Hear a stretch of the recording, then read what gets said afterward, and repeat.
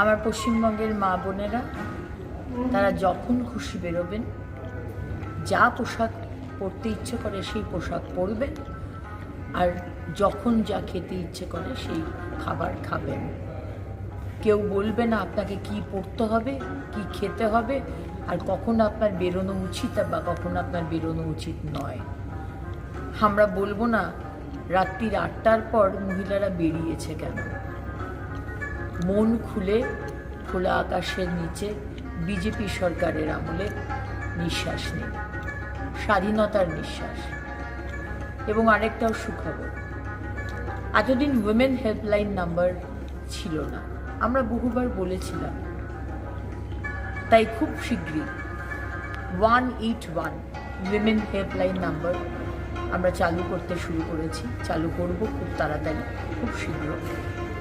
এবং এই নাম্বারে ফোন করলে সঙ্গে সঙ্গে জিও ট্যাগিংয়ের মাধ্যমে আপনি কোথায় রয়েছেন, কোথায় আপনি সমস্যায় পড়েছেন, সেই আপনার পজিশন, লোকেশন সঙ্গে সঙ্গে সেই থানার যে আমার সংকল্পপত্রে সেখানে আমাদের সরকার মাননীয় প্রধানমন্ত্রীজি বলেছেন প্রত্যেকটি থানাতে মহিলা হেল্প ডেস্ক থাকবে, সেই থানায় সেই কানেকশন হয়ে যাবে। সুতরাং আপনি যে থানার সবথেকে কাছে সেইখানে জিও ট্যাগিংয়ের মাধ্যমে সেই থানায় খবর পৌঁছে যাবে যে ইমিডিয়েটলি আপনার কাছে যেন হেল্প পৌঁছে যায়।